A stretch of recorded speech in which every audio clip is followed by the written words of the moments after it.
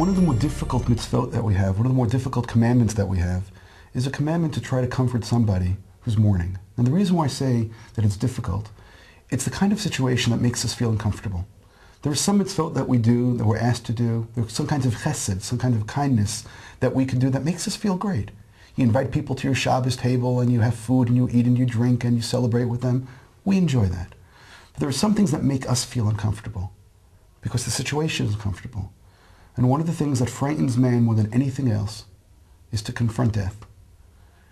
We're told in the Bible that it's better to go to a place of mourning than to a place of celebration. And the reason for this is because it's more real.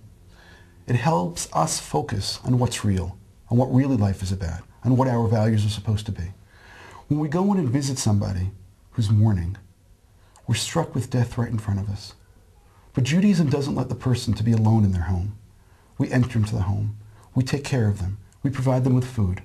But when it comes to actually comforting them, we shouldn't make the mistake to think that there's some magical phrase, there's some word that we can say that will make a difference, that somehow if we say the right thing, we'll bring the person back. That's not going to happen.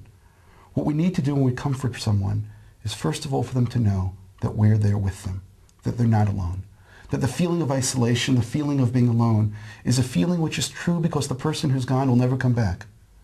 But they need to know that the rest of us are there with them. And the halacha therefore insists, don't speak till you're spoken to. And when you speak, speak from the heart. Don't expect to change the way they feel. Just let them know that you're there for them. I find myself that when I go to Comfort Mourners, it's one of these things that my body doesn't really want to do. I'd much rather be other places. And therefore, I know that sometimes you try to push it off to the third day, the fourth day, the fifth day. And sometimes I find myself, I've pushed it off to the seventh, eighth, or ninth day, and the person's no longer sitting Shiva. So I make an effort. I make a conscious effort to go. And when I go, I sit and I listen. And if somehow God gives me a feeling in my heart, a thought in my mind to say something to comfort them, I do. But I don't have any magical words. I remember once speaking to a student of mine, and this was really a tragic story. She was a student, and you know, we tend to judge people, which is a terrible thing. And among all my students that particular year, she was among the least religious. And then I heard that something terrible happened over Passover. She went home to be with her family. And while she was babysitting for her nephew, the nephew passed away. Crib death. And when she came back, I spoke with her and I asked her how she is and how she's doing and how she's coping and how the family is. And she told me something. The first thing she said is that her aunt thanked her for being there. I said, she thanked you? She said, yeah. She said, because you're the most religious one in the family. Obviously, God thought that you were the strongest one. And right then I said to myself, you're such an idiot. I didn't say it verbally. I didn't say it audibly, but I said, you're such an idiot for judging people. Here's this girl who's far more religious from her family and is working hard. I said, what else happened? So she said, well, my aunt and uncle aren't religious. But somebody came and said, while they were sitting Shiva, somebody came and said something to them. They said that King David was supposed to be born and then die right away. And instead, Adam gave him 70 years, and the soul of Adam was in King David. And she said, my nephew's name was David. And someone came and told this to my aunt and uncle. And I'm thinking to myself, what a silly thing to say. And I said, well, how did they deal with that?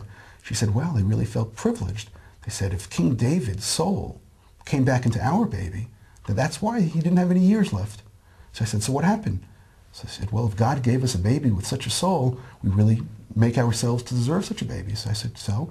They said, well, they started to go to synagogue, and the father started to say Kaddish, and they started to keep kosher, and they're going to start trying to keep Shabbos now because they feel if God gave them such a baby, look how much they need to prove that they deserve it.